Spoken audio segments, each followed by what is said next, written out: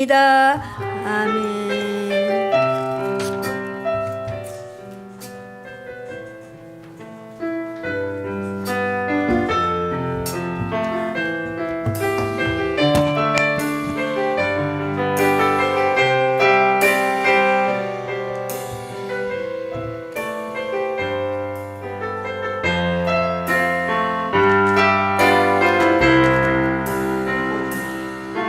내가 누려왔던 모든 것들이, 내가 지나왔던 모든 시간이, 내가 걸어왔던 모든 순간이 당연한 것 아니라 은혜였어. 아침에 해가 뜨고 저녁에 노을, 봄의 꽃향기와 가을의 열매, 변하는 계절의 모든 순간이 당연한 것 아니라 은혜였어. 모든 것이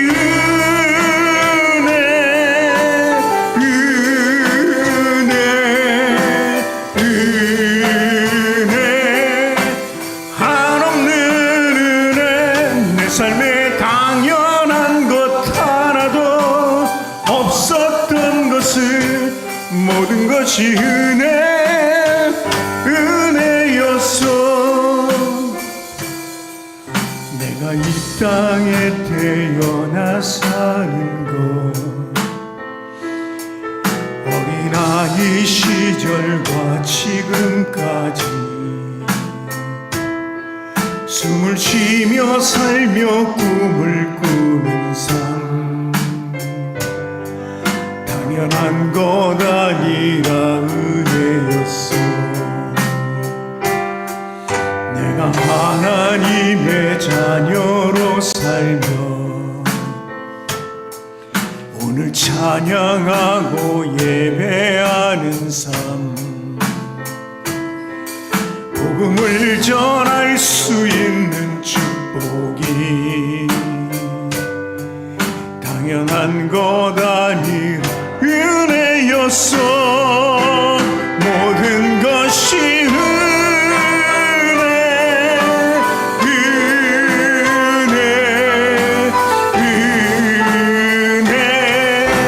한없는 은혜. 내 삶에 당연한 것 하나도 없었던 것을, 모든 것이 은혜였어.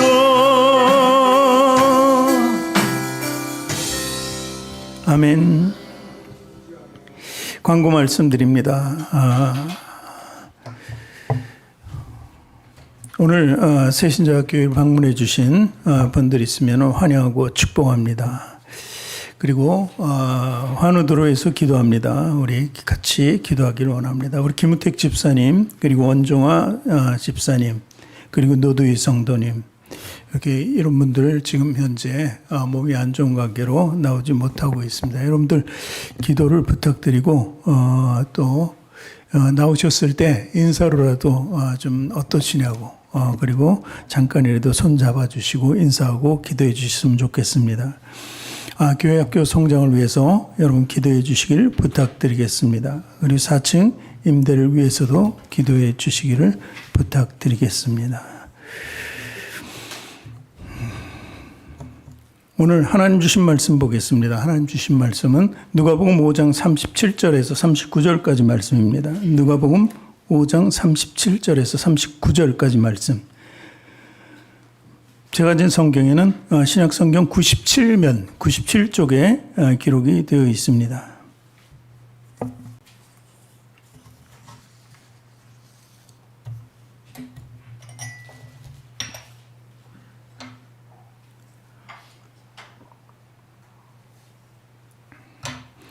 신약성경 97쪽에 기록되어 있는 누가복음 5장 37절에서 39절까지 말씀, 우리 찾으셨으면 같이 읽겠습니다. 새 포도주를 낡은 가죽 부대에 넣는 자가 없나니 만일 그렇게 하면 새 포도주가 부대를 터뜨려 포도주가 쏟아지고 부대도 못 쓰게 되리라. 새 포도주는 새 넣어야 할 것이니라. 묵은 포도주를 마시고 새 것을 원하는 자가 없나니 이는 묵은 것이 좋다 함이니라. 아멘. 두 손을 가슴에 얹고 저를 따라 고백하시기 바랍니다. 하나님께서는 나를 사랑하십니다. 하나님께서는 나를 존귀하게 여기십니다. 하나님께서는 나를 축복하십니다. 하나님께서는 내 문제를 해결해 주십니다. 믿으십니까? 아멘. 우리 앞뒤 전후 좌우에 계신 분들과 인사합니다. 당신을 사랑하고 축복합니다.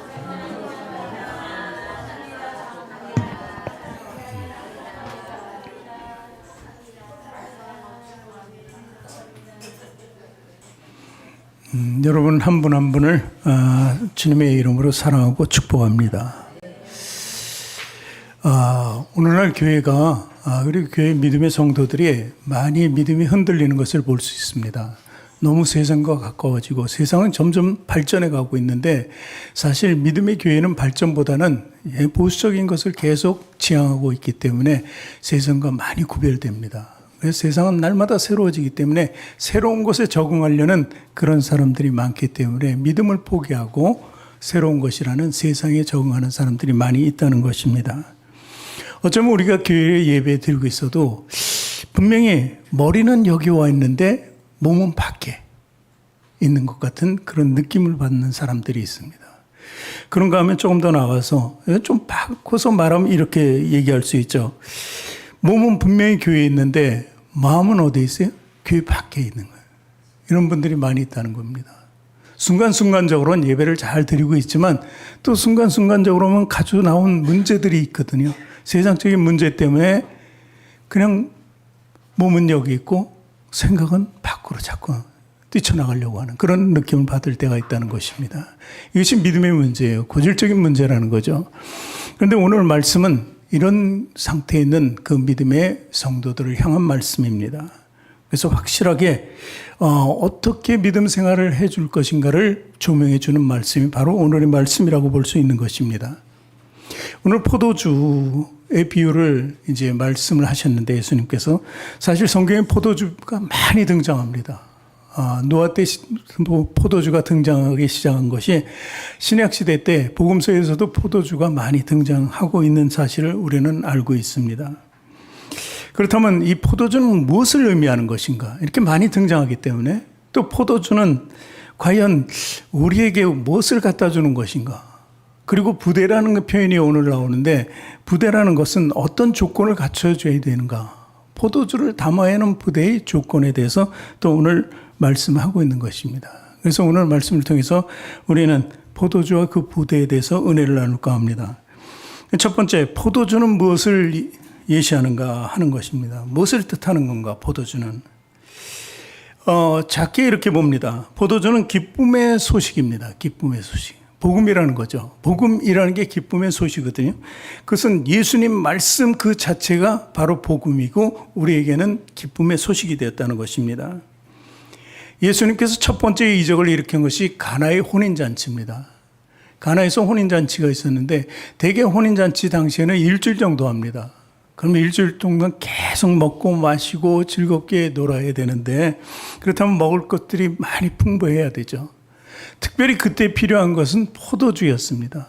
포도주를 일주일치를 미리 저장을 해놔야 돼요. 그러니까 이 포도주를 정말 잔치를 위해서 쓰려면은 어떻게 해요?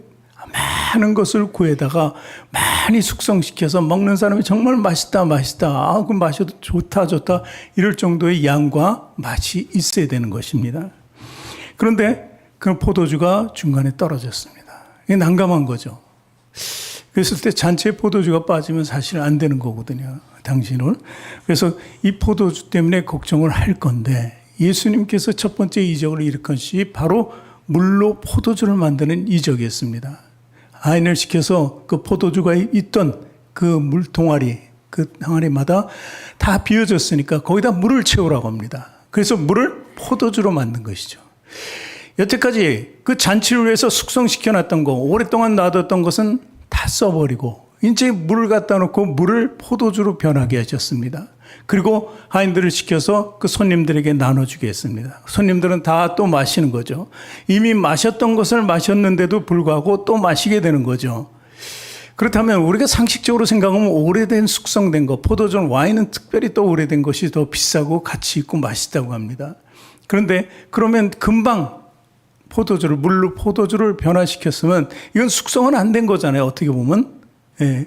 그런데 그 맛의 비교를 먹은 사람들이 하고 있어요. 그것이 바로 요한복음 2장 10절에 이렇게 기록되어 있습니다. 같이 읽어볼게요. 말하되 사람마다 먼저 좋은 포도주를 내고 취한 후에 낮은 것을 내거늘 그대는 지금까지 좋은 포도주를 두었도다 하니라. 그들이 그러죠. 포도주가 떨어져서 예수님 만든 것은 모릅니다. 그러나 포도주를 내오다가 보니까 점점 더 맛이 좋아지는 거예요. 그러니까 그전 것과 비교해서 맛이 좋으니까 이렇게 얘기하는 겁니다. 왜 지금까지 좋은 포도주를 두었다가 지금 주느냐 이렇게 하면서 이 포도주를 극찬한 겁니다. 예수님이 포도주인 것이죠. 처음보다 훨씬 낫다고 얘기하는 것이죠. 그런데 그 맛있는 포도주를 참석한 사람들은 모두 나눠줬습니다. 사실 부족했습니다. 그런데 부족한 것을 예수님께서는 채워주시고 그리고 그들에게 아주 더 큰 만족을 줬다는 것입니다. 이것이 예수님께서 하신 일의 목적입니다. 부족한 것을 채워주고 더 좋은 것으로 채워준다는 사실입니다. 이것이 바로 예수님의 능력인 것을 믿으시기 바랍니다. 이 잔치의 사람들은 잘 깨닫지 못했어요. 사실 누구도 그때는 깨닫지 못했어요. 예수님이 어떤 분인가를 깨닫지, 첫 번째 이적이셨기 때문에 아무도 깨닫지는 못했지만 우리는 그 말씀을 통해서 예수님께서 놀라운 이적을 일으키셨구나. 이것이 복음의 시작이었구나. 복음의 시작이 된 것입니다. 그리고 또 이제 포도주를 이제 후에도 이제 예수님께서 포도주에 대해서 말씀하십니다. 마태복음 26장 27절, 28절 두 절 말씀을 보겠습니다. 또 잔을 가지사 감사기도 하시고 그들에게 주시며 이르시되 너희가 다 이것을 마시라. 이것은 죄사함을 얻게 하려고 많은 사람을 위하여 흘리는 바 나의 피 곧 언약의 피니라. 이 현장이 어떤 현장입니까? 예수님께서 만찬을 하는 거예요. 12 제자들과 함께 마지막으로 음식을 나누고 포도주를 마시는 장면입니다. 이제 곧 예수님은 잡혀서 온 수모를 겪고 골고다의 십자가를 가지시고 거기에서 못 박혀 죽으시는 거예요. 피를 흘리고 죽으시게 돼 있는 거예요. 아직 예수님께서는 피를 흘리지 않았는데도 불구하고 지금 말씀해 보면 많은 사람을 위하여 흘리는 바 나의 피 곧 언약의 피라고 포도주를 그렇게 비유하고 있어요. 그런데 제자들은 그 의미를 모르죠. 이거 어떻게 예수님의 피야? 예수님이 왜 피를 흘리시고 피를 나눠줘야 되나? 이런 것을 잘 몰랐습니다. 근데 언약이라는 거예요. 언약의 피. 이것은요, 당시의 결혼식에서는 결혼할 때 신랑과 신부는요, 처음 만나면서 약혼과도 같은 거죠. 그 포도주 한 잔을 신랑이 가져갑니다. 그리고 신부에게 줍니다. 그것을 신부가 마시면은 결혼을 하겠다는 맹세가 되는 거예요. 그래서 언약이라는 거죠. 그 포도주 자체가 언약입니다. 그것을 비유하여서 예수님께서는 포도주를 주고 너희들이 마시면 나와 언약을 맹세를 하는 것이니라 이렇게 말씀하신 것입니다. 아직 죄사함의 피를 흘리지는 않았습니다. 그러나 이 피라는 것을 가지고 제자들과 언약과 맹세를 하는 장면이 나오는 것입니다. 그래서 보면은 이 포도주의 비유는 바로 죄사함과 그리고 구원의 능력이 있다는 것입니다. 그것을 제자들에게 말씀하시는 거죠.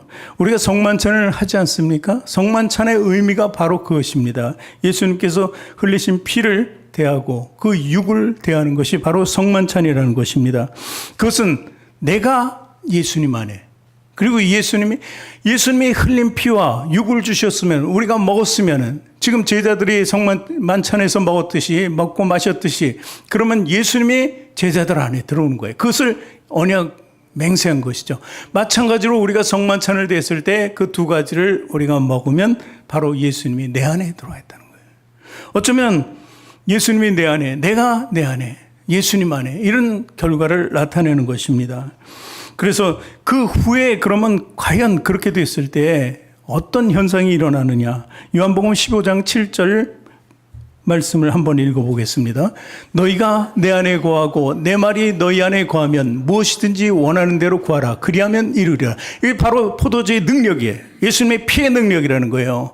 내 말이 너희 안에 거하면 하는데 이 말씀 자체가 복음이고 복음을 위해서 예수님은 피 흘림을 하신 것입니다. 그래서 피 흘림, 그 포도주는 바로 능력의 포도주라는 것입니다. 그리고 바로 15장 5절 보면은 15장 5절 말씀 보면 나는 포도나무여 너희는 가지라. 그가 내 안에 내가 그 안에 거하면 사람이 열매를 많이 맺나니 나를 떠나서는 너희가 아무것도 할 수 없음이라.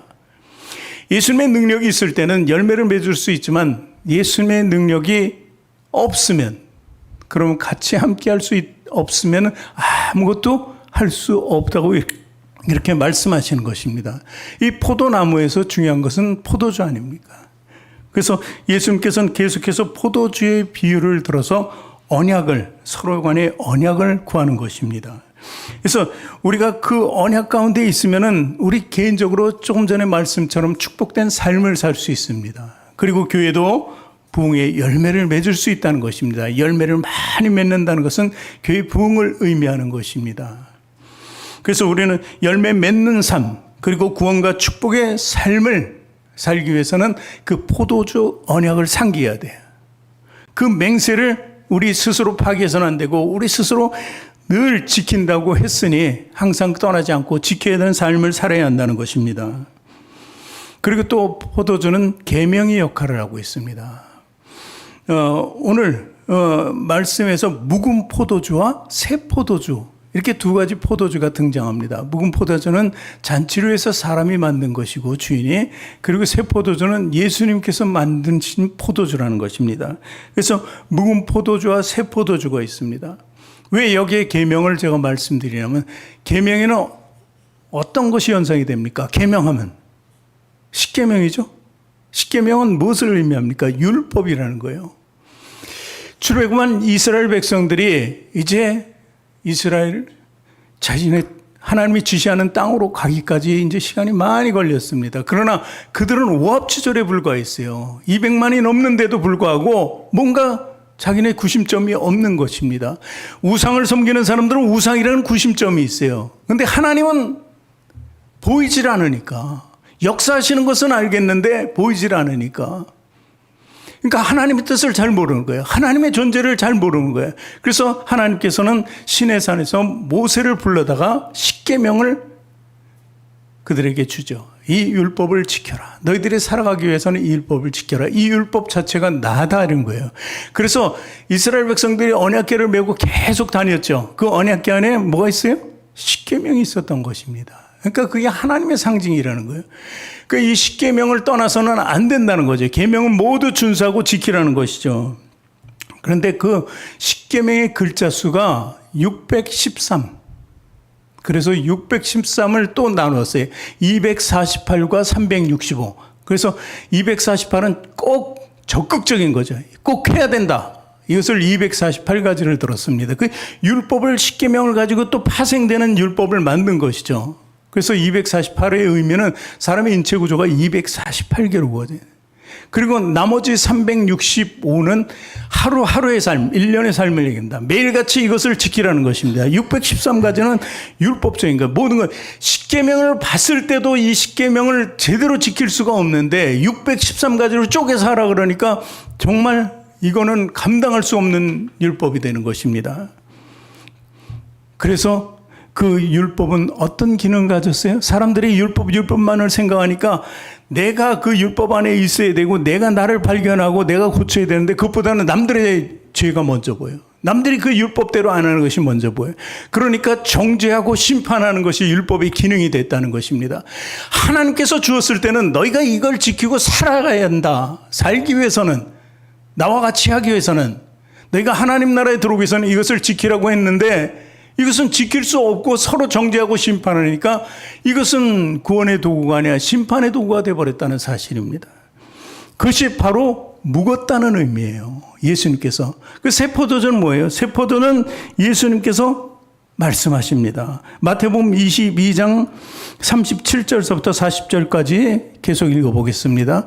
예수께서 이르시되 내 마음을 다하고 목숨을 다하고 뜻을 다하여 주 너희 하나님을 사랑하셨으니 이것이 크고 첫째 되는 계명이요 둘째도 그와 같으니 내 이웃을 내 자신같이 사랑하라 하셨으니 이 두 계명이 온 율법과 선지자의 강령이라. 율법을 정리했습니다. 율법이 잘못되어 있다는 것은 아닙니다. 율법에 나타난 것을 완전히 정리한 거예요. 이것이 새 포도주예요. 어떻게 하라고요? 하나님을 사랑하고 이웃을 사랑하라. 근데 그 중간에 누가 있어요? 나라는 존재가 있어요. 나를 사랑하지 않으면 하나님도 사랑할 수 없고 이웃도 사랑하지 않아요. 우선 나 자신을 내가 사랑하는 것을 먼저 드러내야 돼요. 우리 삶에서 정말 나만큼 소중한 게 어디 있어요? 누구든지 자기 개인적으로 자기만큼 사랑하는 사람은 없어요. 근데 그 사랑을 가지고 하나님도 사랑해야 돼요. 그리고 이웃도 사랑해야 돼요. 나를 사랑한 것만큼 사랑하는 거예요. 그래서 두 가지 계명은 바로 그 계명이에요. 하나님을 사랑하고 이웃을 사랑하라. 모든 율법이 가르치는 것이 무엇이냐? 사랑하라는 것입니다. 그것이 하나님의 본질이고 그렇기 때문에 이 사랑하라는 계명으로 만들어 주신 거예요. 그러니까 그전 율법을 잘못됐다는 건 율법을 온전히 세워서 사랑의 계명으로 만들어 주신 것입니다. 사실 우리들이 자신을 얼마나 사랑하는지 너무도 잘 보여요. 요즘 정말 보면은 정말 이쁘지 않은 사람이 없어요. 그 젊은 세대들 보면 다들 왜 이렇게 이뻐요? 참, 어머니 아버지한테 받은 것은 별로였는데 나중에 AS를 다 받잖아요. 그렇죠? 그러니까 안 예쁜 사람이 없어요. 눈을 딱 보면은 정말 자연스럽게 했는지, 이게 원래 태어날 때 그랬는지, 만들었는지, 코도 그렇고, 얼굴형도 그렇고, 옷맵시도 그렇고, 전부 다 만들어가고 있는 그런 세상입니다. 그만큼 자기 자신을 사랑한다는 거예요. 그만큼 그 사랑하는 사랑을 가지고 이웃에 나가서 사랑을 전하고 그리고 누구예요? 하나님을 사랑하라는 것입니다. 자기 자신이 목숨이 제대로 돼 있지 않으면 다른 사람 목숨과도 관계가 없습니다. 나를 사랑하라는 것은 어떤 의미예요? 포도주 안에 있으라는 거예요. 포도주 안에. 나를 사랑하면 내 육신을 위해서 사는 것이 아니라 내 영적인 삶, 영원한 그 나라 갈 때까지 그 삶을 지키고 살려는 거예요. 그게 중요하지 않냐는 거예요. 천하보다 귀한 것이 나의 생명인데 그 생명은 영생을 가진 생명이라는 거예요. 그냥 육신으로 살다가 죽어갈 것 때문에 천하보다 내가 귀한 것이 아니에요. 천하보다 귀하다는 의미는 영원한 영생의 생명이라는 것입니다. 그렇기 때문에 우리는요, 중요한 것을 놓쳐서는 안 돼요. 육적인 삶이 아니라 영원히 사랑하는 삶이 나에게 가장 필요한 것이다. 그래서 늘 영혼을 튼튼하게 만들어가야 한다는 것입니다. 그래서 성령님은 우리를 튼튼하게 만들어 주기를 원해요. 그래서 성령님 계신 것입니다. 구원의 길은 예수님이 피를 흘려서 내주셨지만 그 다음에 우리의 삶은 누가 책임져줘요? 성령님 우리 함께 동행하면서 책임져 주신다는 것입니다. 여러분, 포도주는 뭐라고요? 새 계명이라는 것입니다. 새 계명. 기쁘고 복된 소식을 이 땅에 오셔서 전해주신 거예요. 그래서 우리 안에 주님께서 온전히 하나님 나라를 세워주시기를 원했던 거예요. 그래서 우리는 진정한 포도주의 의미를 깨달아야 됩니다. 그리고 믿음으로 받아들여야 돼요. 꼭 받아들여야 돼요. 그렇다면 이제 포도주는 그럼 부대의 의미에 대해서 이제 말씀을 나누겠습니다. 그 당시의 부대는요, 흔한 것이 염소 가죽으로 만들었습니다. 염소를 아주 제대로 절개하면은 구멍만 빼고 다 온전해져요. 구멍은 몇 개예요? 5개입니다. 다리, 앞다리, 뒷다리 4군데. 그 다음에 목구멍이 아주 5개가 나옵니다. 그러면 내 다리 있는 쪽은 끈으로 묶어버려요. 세지 않게. 그리고 목구멍만 입구로 사용하는 것입니다. 이것이 그때의 부대입니다. 그런데 그 부대는 뭘로 만들어졌다고요? 염소의 가죽입니다. 그래서 포도주는 이게 발효가 되잖아요. 포도가 넣으면 발효가 돼요. 발효가 될수록 그 부대는 점점 더 늘어나고 나중엔 터지게 돼 있어요. 그런데 처음에 넣은 포도주를 다 쓸 때까지는 오래돼도 잘 안 터져요. 근데 그것을 비우고 새 것을 넣으면 그게 발효성이 강하기 때문에 바로 터져버린다는 거예요. 그래서 새 포도주를 낡은 부대에 넣지 말라는 것입니다. 낡은 부대를 못 쓰는 게 아니라 원래 것을 가지고 있을 때는 괜찮아요. 왜냐하면 점점 더 발효성이 약해지니까 거기에 적응이 돼서 딱 있기 때문에 쓸 수는 있는데 새 포도주가 들어가는 순간 그 발효성이 강하기 때문에 터져버린다는 것입니다. 그래서 이 부대의 비유를 예수님께서 드신 것입니다. 이 부대, 우리가 부대라면 어떤 부대가 되어야 할지 한번 생각을 해보기 원합니다. 첫 번째, 부대는 그릇이잖아요. 그릇, 하나의 그릇입니다. 그래서 우리는 정말 하나님이 쓸 수 있는 새로운 그릇이 되어야 돼요. 그릇. 그래서 예레미야서 18장 4절에 보면 이런 말씀이 기록되어 있습니다. 진흙으로 만든 그릇이 토기장이 손에서 터짐에 그가 그것으로 자기 의견에 좋은 대로 다른 그릇을 만들더라. 이 말씀을 보면은 우리가 믿음 없이 살 때는 그냥 터지는 그릇이에요. 그리고 하나님을 만났을 때 우리 예전 그릇은 터져버려야 돼. 깨져버려요. 없어져 버려야 돼요. 그리고 나서 다시 만들어져야 돼요. 누가 만들어요? 하나님이 만들어 주시는 거예요. 이제 새로운 것으로 탄생하게 되는 것입니다. 그러니까 영광의 육이 옛날엔 낡은 것이었습니다. 죄된 삶을 살았지만 그것이 다 터져버리고 깨져버리고 이제 새로운 영과 육으로 거듭나게 된다는 것입니다. 그랬을 때 그 그릇을 사용할 수 있는 것입니다. 근데 그릇이 뭐 많아도 우리가 쓰는 그릇이 있어요. 늘 쓰는 그릇. 그러니까 그릇이도 하나님의 그릇이 되려면은 하나님께서 쓰는 그릇이, 쓰임새가 있는 그릇이 되어야 한다는 사실입니다. 근데 그릇의 역할이 없고 별로 이제는 소용없다고 생각될 때면 그때는 버려지게 되는 거예요. 깨트려 버려요. 그냥 버리기보다는 깨져버린다는 것입니다. 그래서 주님이 이것을 모두 결정할 수 있어요. 주님의 마음이에요. 그러니까 우리는 주님의 마음에 합당한 자가 되어야 한다는 사실입니다. 물론 금과 은그릇 있죠. 쓰지 않고 정말 보관하는 그릇이에요. 근데 그거보다는 하나님이 늘 쓰는 질그릇이고 보기 좋지 않은 그릇이라도 늘 쓰는 그릇이 되어야 된다는 것입니다. 그래서 우리는 쓰는 그릇, 튼튼한 그릇이 되어야 돼요. 포도주를 채워도 멀쩡한 그런 그릇이 되어야 된다는 것입니다. 그래서 주님이 찾을 때마다 우리는 귀한 쓰임받는 그릇이 되어야 하는 것입니다. 저와 여러분이 그런 그릇이 될 것을 믿습니다. 그리고 또 이제 부대라는 의미는 그릇을 넘어서 성전이라는 의미를 가지고 있습니다. 성전. 고린도전서 3장 16절, 17절 말씀을 보겠습니다. 너희는 너희가 하나님의 성전인 것과 하나님의 성령이 너희 안에 계시는 것을 알지 못하느냐. 누구든지 하나님의 성전을 더럽히면 하나님이 그 사람을 멸하시리라. 하나님의 성전은 거룩하니 너희도 그러하니라. 자, 이 말씀은 아주 굉장히 깊이 있는 말씀이잖아요. 좀 전에 그랬잖아요. 버림받으면 안 돼요. 하나님의 성전을 더럽히면 버림받는다는 것입니다. 우리가 예수 믿고 구원받고 그 안에 살면서도 어떤 때는 내 삶을 위해서, 내 육적인 삶을 위해서, 내 가정, 내 경제적인 이런 모든 것 때문에 하나님을 떠날 때가 있는 것입니다. 그러면은 그것은 성전은 더러워질 수밖에 없는 거예요. 그렇기 때문에 그 하나님이 아닌 그 누구와도 타협해서는 안 됩니다. 사단과 마귀와 아니의 사람과 육신과 절대 타협하지 말아야 돼요. 타협할 때는 바로 더럽혀지는 거예요. 그러면 더럽혀지면 어떻게 한다고? 그 사람을 멸하신다고 했어요. 그래서 우리는 주님께서 우리를 성전 만드시길 원해요. 이 안에 성령님과 함께 하기를 원해요. 예수님도 동행하기를 원해요. 하나님 늘 보시고 같이 하시길 원하는 것입니다. 하나님이 우리를 안고 업고 가실 때는 우리가 하나님의 성전이 되었을 때 가능합니다. 그러나 우리가 더럽혀지면 하나님께서 내치신다는 사실을 믿으시기 바랍니다. 다시 말해서 예전에 언약궤 십계명이 들어가 있던 것, 그리고 지성소 안에 있던 그 모든 것들이 바로 예전 거예요. 지나간 거예요. 묵은 포도주라는 것입니다. 지금 뭐 영화 같은 데 보면 뭐 성전에 대해서, 법궤에 대해서 뭐 영화도 나오고 그랬는데, 지금도 뭐 찾으러 다닌다고 그랬는데, 그건 없어요.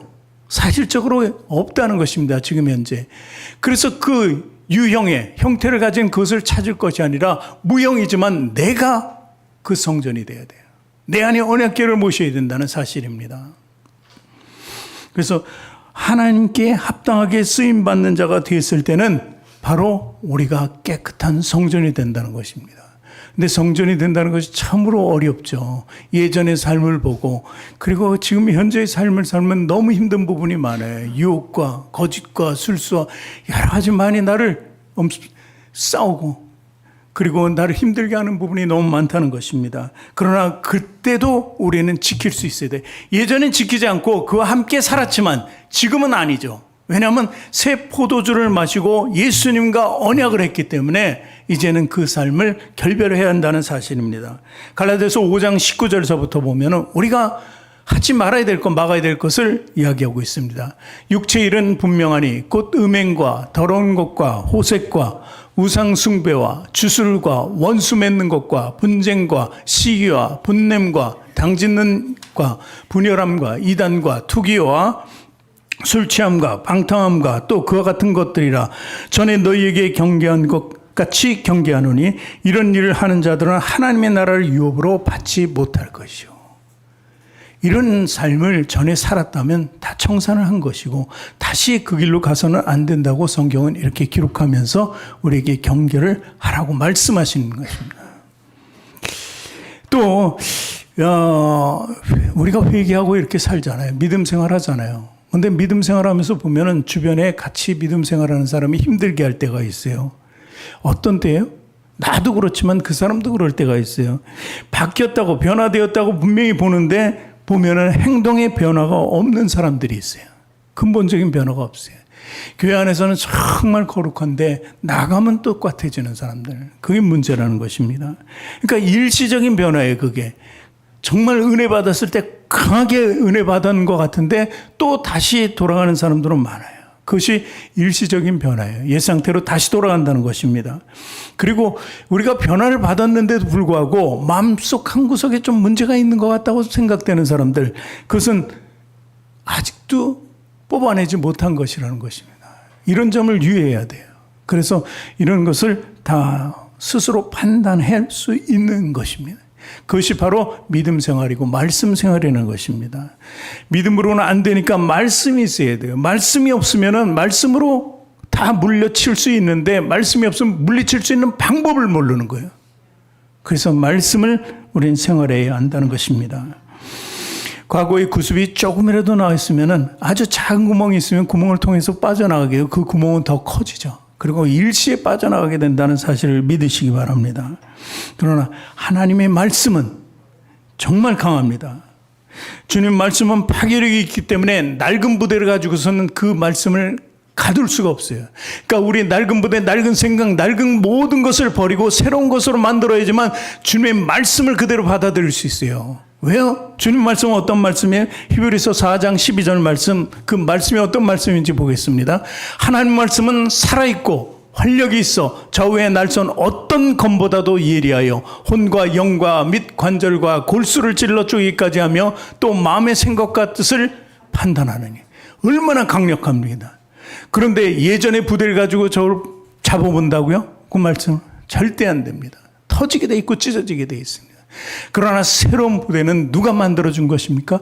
예수님께서 만들어주면서는 아주 견고합니다. 터질 일이 없습니다. 우리가 불러서 내보내지 않는 한 절대 그 안에서 터지지 않는다는 사실을 믿으시기 바랍니다. 그래서 우리는요, 그 튼튼한 부대를 사용해서 말씀이 들어오잖아요. 그럼 말씀을 숙성시키는 거예요. 말씀을 발효시키는 거예요. 예수님께서 주신 그 말씀을 안에 넣는 거예요. 구약과 신약에 있는 말씀들을 다 넣고 우리 안에서 발효시키는 거예요. 발효시킨다는 건 뭐예요? 어쩜 소화시킨다는 거예요. 그 말씀이 내 안에서 녹고 소화가 될 때 말씀대로 살아갈 수 있는 겁니다. 그것이 바로 말씀의 생활하고 말씀으로 승리하고 믿음 생활을 온전케 한다는 것을 믿어야 한다는 것입니다. 새 포도주가 새 부대에 담긴다는 뜻은 죄인 된 자를 용서해 준다는 뜻입니다. 그리고 가난한 자들도 부욕해 해주신다는 것입니다. 새 포도주의 새 부대, 이것이 제대로 조화가 된다면 병든 자도 건강해진다는 거예요. 눈먼 자들을 보게 하고 포로된 자를 자유케 하는 이런 능력이 바로 새 포도주와 새 부대에 있음을 믿으시기 바랍니다. 본문의 마지막 절에 5장 39절, 묵은 포도주를 마시고 새 것을 원하는 자가 없나니 이는 묵은 것이 좋다 합니다. 이 참 말씀이 아이러니하잖아요. 묵은 것이 좋다 그러네, 성경은. 이것은 아니에요. 이것은 어떤 얘기냐면 그 당시 예수님을 괴롭히고 힘들게 했던 바리새인들의 얘기예요. 묵은 것이 좋다. 율법이 맞다. 율법이. 예수님은 오히려 이단이다. 무슨 예수가 그 말씀이 하시는 말씀이 다 맞는데도 불구하고 그들은 율법주의자잖아요.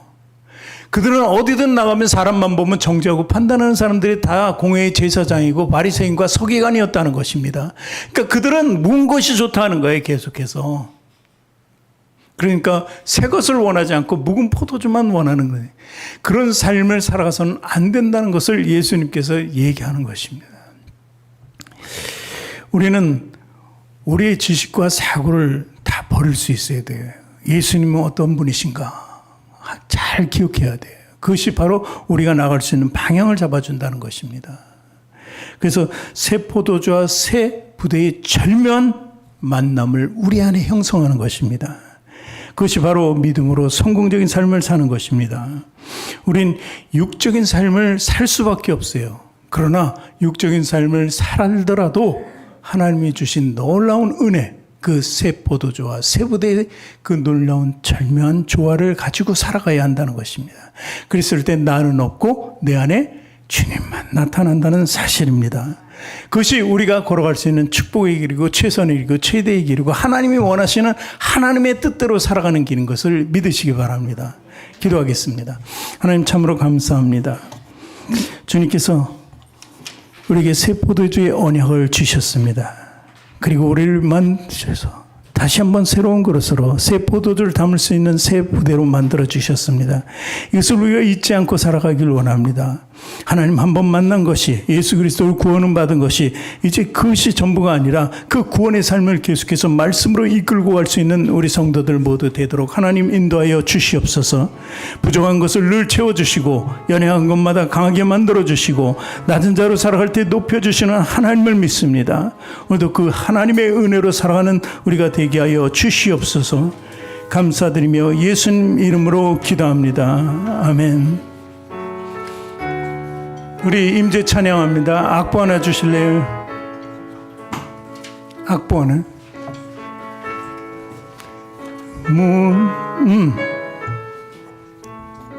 임재로 가사를 띄워주시겠어요? 네, 다시 시작하겠습니다.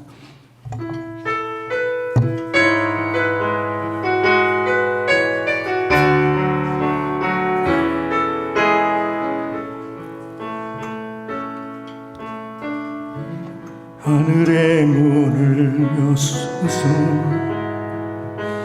이곳을 주목하소서 주를 향한 오늘 첫 곡이었어요. 지지 않으니 하늘 열고 보소서 이곳에 임재하소서 주님을 기다립니다. 기도의 향기가 하늘에 닿으니 주여 임재하여 주소서. 이곳에 오셔서 이곳에 앉으소서. 이곳에서 드리는 예배를 받으소서. 주님의 이름이 주님의 이름만이 오직 주의 이름만 이곳에 있으니 하늘의 문을 여서서 처음부터 다시 한번 찬양합니다. 하늘의 문을 여소서 이곳을 주목하소서. 주를 향한 노래가 꺼지지 않으니 하늘을 열고 보소서. 이곳에 임재하소서. 주님을 기다립니다. 기도의 향기가 하늘에 닿으니 주여 임재하여 주소서. 이곳에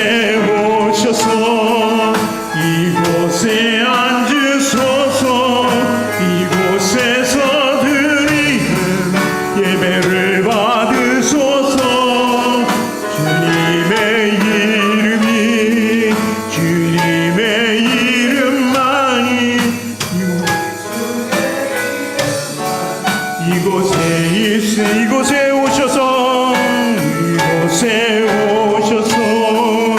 이곳에 앉으소서. 이곳에서 드리는 예배를 받으소서. 주님의 이름만이 오직 주의 이름만 이곳에 다시 한번 이곳에 오셔서 이곳에 앉으소서. 이곳에서 드리는 예배를 받으소서.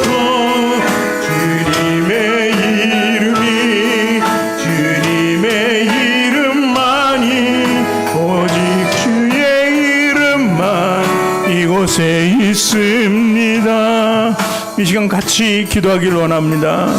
하나님의 임재가 이곳에 있으니 하나님 우리와 함께하여 주시옵소서. 오직 이 예배를 받으시고 우리에게 하나님의 뜻을 향한 놀라운 일들이 다 일어날 수 있도록 하나님 인도하여 주시옵소서라고 기도하시고, 또한 하나님 내 문제를 놓고 이 시간에 기도하기 원합니다. 아버지, 우리 삶의 문제를 해결해 주실 줄 믿고 주님만 부르고 기도하길 원합니다. 건강의 문제를 놓고 기도합니다. 자녀의 문제를 놓고 기도합니다. 물질 문제를 놓고 기도합니다. 여러 가지 우리가 이 문제 가운데 하나님 계시고 하나님 응답하실 줄 믿고 이 시간 주여 한번 외치고 부르짖어 기도합니다. 주여! 사랑의 하나님 감사합니다. 오늘도 이 시간에 주님이 우리와 함께 하심을 믿습니다. 믿음의 주를 바라보며 나갈 수 있도록 하나님 인도하시고, 이 시간 기도할 때 기도 위에는 아무 이유가 없음을 우리로 알게 하여 주시옵소서. 우린 연약합니다. 부족합니다. 정말 하나님 우리를 만드시고 오늘 다시 한번 거룩한 주의 백성으로 삼아주신 것처럼 자네로 삼아준 것을 우리를 세워주시고 높여주시길 원합니다. 아버지, 하나님의 놀라운 뜻을 우리가 발견하고 하나님의 뜻대로 살아갈 수 있도록 하나님 인도하여 주시옵소서. 이제는 새 포도를 만지는 새 포도로 살기를 원합니다. 예전 것은 다 지나갔으니 보라 이제 새 것이 되었다. 주님의 말씀대로 살아갈 수 있도록 하여 주시고, 이제 말씀을 우리 안에 새겨서 우리 안에서 발휘하고 슬고 우리가 우리 삶을 살아갈 수 있도록 하여 주시옵소서. 이제 축복된 삶을 살아가게 하여 주시고, 문제마다 해결되는 놀라운 은혜의 역사가 주님의 뜻 가운데 일어나게 하여 주시옵소서. 모든 사탄과 마귀의 영역을 다 제어해 주시고 환경도 하나님께서 열어주셔서 우리를 모든 잘못된 것들이 다 떠나가게 하여 주시고, 이제 새로운 삶을 살아가는 우리에게, 하나님의 영생을 받은 우리에게 오직 주의 이름만 들고 나갈 수 있는 승리의 삶을 살아갈 수 있도록 하나님 인도하여 주시옵소서. 아버지 하나님 은혜를 간구합니다. 하나님 은혜를 내어 주시옵소서. 하나님 건강을 위하여 기도합니다. 강건하게 만들어 주시옵소서. 치유하여 주시옵소서. 치유하는 광선을 허락하여 주셔서 우리 성도들도 다 모두 치유되게 하여 주시고, 아버지 강건하여서 하나님을 섬기는 주의 백성이 되게 도와 주시옵소서. 아버지 부족하지만 연약하지만 우리 가정을 하나님께서 보신 믿사오니 우리 가정이 회복되게 하여 주시옵소서. 회복되는 놀라운 은혜가 있게 하여 주시옵소서. 우리 자녀를 붙잡아 주셨으니 우리 자녀 가운데 하나님 역사하여 주셔서 어디 가나 머리가 되는 역사가 일어나도록 하나님 인도하여 주시옵소서. 오직 주의 이름만 부르며 주님을 승리할 수 있도록 우리를 붙잡아 주시옵소서. 하나님이 우리 가운데 역사하여 주시옵소서. 주님 인도하여 주시옵소서. 함께하여 주시길 원하오니 주님만 우리에게 모든 것이 된다는 것을 믿어 우리가 고백할 수 있도록 하나님 인도하여 주시옵소서. 주님 함께하여 주시옵소서. 이곳에 오셔서 이곳에 앉으소서. 이곳에서 드리는 예배를 받으소서. 주님의 이름만이 오직 주의 이름만 이곳에 있습니다. 이곳에 오셔서 이곳에 앉으소서. 이곳에서 드리는 예배를 받으소서. 주님의 이름만이 오직 주의 이름만 이곳에 있습니다.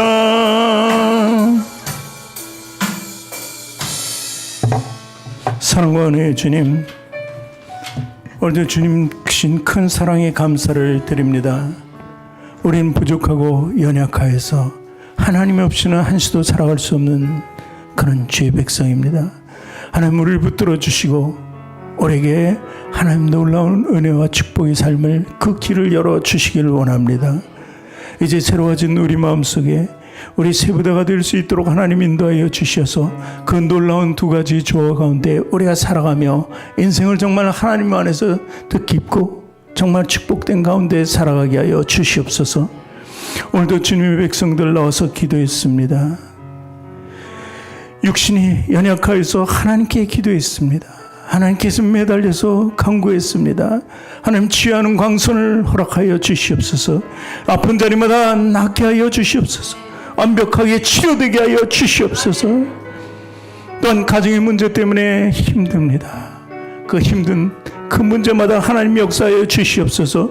말씀으로 풀게 하여 주시옵시고 기도로 풀게 하여 주시옵시고 하나님의 은혜를 간구하는 우리 삶이 되게 도와 주시옵소서. 자녀들을 기억하여 주시옵소서. 자녀들이 어디 가나 머리가 되게 하여 주시옵소서. 부족하고 연약하지 않도록 하나님께서 늘 채워주셔서 어디 가나 다윗의 용기와 솔로몬의 지혜를 가지고 사랑받고 인정받는 우리 자녀들 되게 하여 주시옵소서. 또 물질이 필요합니까? 하나님 채워주시옵소서. 하나님 놀랍도록 우리 부대 안에 모든 것이 부족하니어도 채워주실 줄 믿사오니 믿음의 고백으로 다 채워가는 우리 성도들이 되게 도와 주시옵소서. 이 시간에 내가 예수 그리스도를 명하노니 모든 사단 무리는 떠나갈지어다. 귀신은 떠나갈지어다. 마귀는 떠나갈지어다. 환경의 무리는 모든 무리들도 떠나갈지어다. 우리를 누르고 있는 모든 물질의 문제도 떠나갈지어다. 가정의 문제도 떠나갈지어다. 자녀의 문제도 떠나갈지어다. 이제 오직 예수 이름만 드러내고 살아가는 우리가 모두 되게 도와 주시옵소서. 그래서 날마다 승리하는 삶 가운데 정말 하나님을 믿는 믿음이 세상에서 가장 아름다운 것임을 알게 하여서 우리 성도들 삶이 늘 기름지고 축복된 삶이 되게 도와 주시옵소서. 오늘도 드린 예물 가운데 축복하여 주시길 원합니다. 쓰는 것마다 하나님 은혜가 나타나게 하여 주시고 부족하지 않도록 채워 주시옵소서. 감사하는 일들이 날마다 늘어나게 하여 주시고 11조도 늘어나게 하여 주시옵소서. 그래서 하나님 백성이 어디 가나 승리한다는 것을 보여주는 귀한 은혜가 우리에게 있게 하여 주시옵소서. 이제는 우리 구주 예수 그리스도의 크신 은혜와 하나님의 지극하신 사랑과 성령님의 내주교통 인도 역사 운행 동행하심이 오늘 모습에 예배드리는 모든 성도들 머리 위에와 사업장과 직장과 가정과 자녀 학업 위에 지금부터 영원토록 함께 하시기를 간절히 축원하옵나이다. 아멘.